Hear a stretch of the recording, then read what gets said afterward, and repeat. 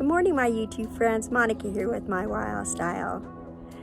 Today is pretty cold. We got quite a bit of snow out, and the hubby said he's hungry.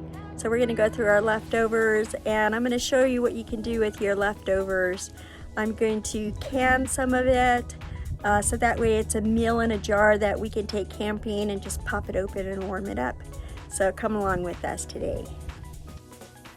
So the hubby has chosen to have some chipotle stew, and it's potato and bean meatless stew that I made. I just warmed that up for him. I got some sweet and sour, just meatless sweet and sour. It's got green beans and carrots and potatoes, and I'm going to put this in a jar and can it, so that way we could just warm this. Make some rice with it too, so that way it's a complete meal, and we could just pop them both open and warm them up. The grandson is here with me today, and he's going to help me put this rice together. It is part cooked rice, and you want to add half a cup to your canning jar. These are pint canning jars. And make sure you get all the kernels in your jar, because it will take all of it to cook in one jar.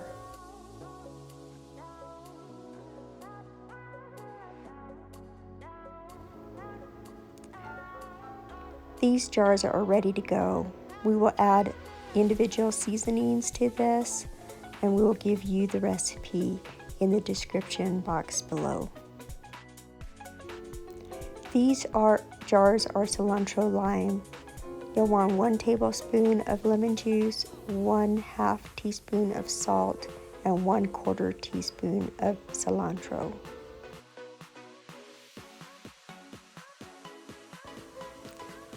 Stir them really good to debubble and combine all those salts.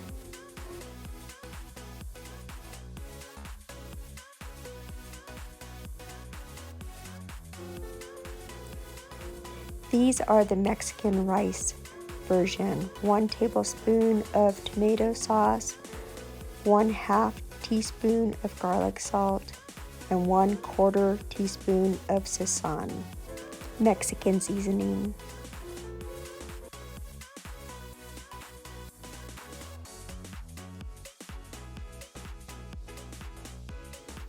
These are plain rice with 1/2 teaspoon of salt. Okay guys, we're ready to put these items in the pressure canner. This is the chipotle potato and bean stew. I need to process that. We talked about the leftovers. You can put leftovers in your jars, so that way you can pressure can them and just open them up like soup. That was a sweet and sour that I just handed my grandson. He's my helper today. I did not have enough room for this turkey broth yesterday when we were canning all of that turkey broth. We made 3 different kinds of rice. This is just plain rice. Put those in there. These are Spanish rice, and we put 1 tablespoon of tomato sauce, 1/2 teaspoon of garlic salt, and 1/4 teaspoon of the Sazon seasoning. These are lemon cilantro rice that Slate loves lemon cilantro rice, so we're going to make him a couple of these. This has a tablespoon of lemon juice and 1/4 teaspoon of cilantro, and 1/2 teaspoon of salt. And the regular rice had 1/2 teaspoon of salt too. They all have salt in them. So we're just going to fill up this canner, and I'm going to show my grandson how to put the lid on. So see these 2 arrows and this arrow? We want to match them up. Okay, we're going to turn it up to 6 now. Our timer just went off for the 25 minutes. And crank up the heat.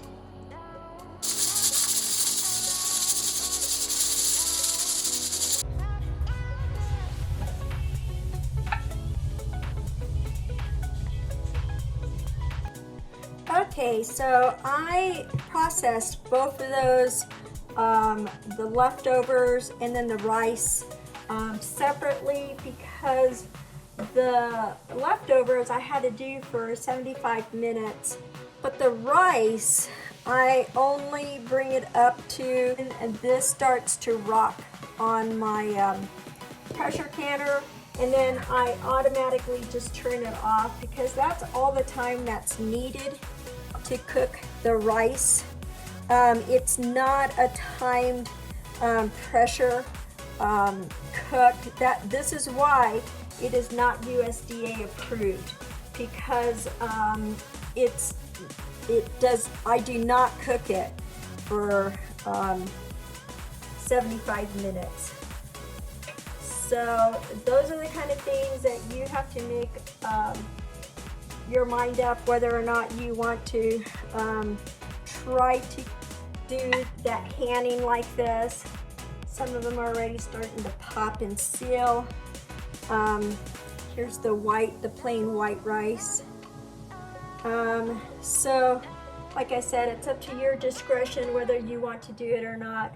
We do this so that way I have an instant meal ready for us when we are going camping, and we can just open one of these rice jars.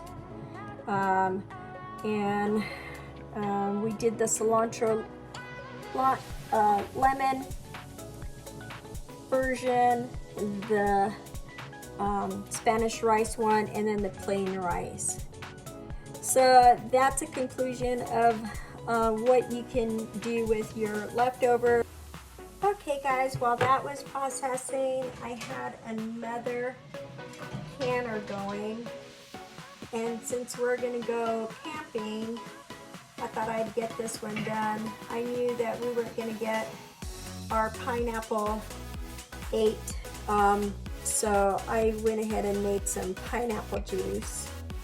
And I do have a video on how to make cranberry juice, and it's the same technique, and if you want to, you can go by and look for that video. But basically you just want to fill your jar up 3/4 of the way with your fruit, and put as much sugar as you think that you're gonna want in that jar is stuck. I did not put any sugar in the pineapple juice because it's pretty sweet. The pineapple was really, really sweet, and I didn't want to compromise that, so I did not put any more sugar in it. And I just went ahead and processed it. So please go and look at that cranberry juice video that I have, and you'll find out how to make fruit juice. And you can make this out of any kind of fruit because it's a low acid product. You don't have to pressure can them just like you did for the rice. So when you do make your fruit juice, wait at least 4 weeks before you open them to give them enough time to do their thing and process. You'll be really surprised how easy it is to make any kind of fruit juice, and I hope you enjoyed watching what you can do with your leftovers.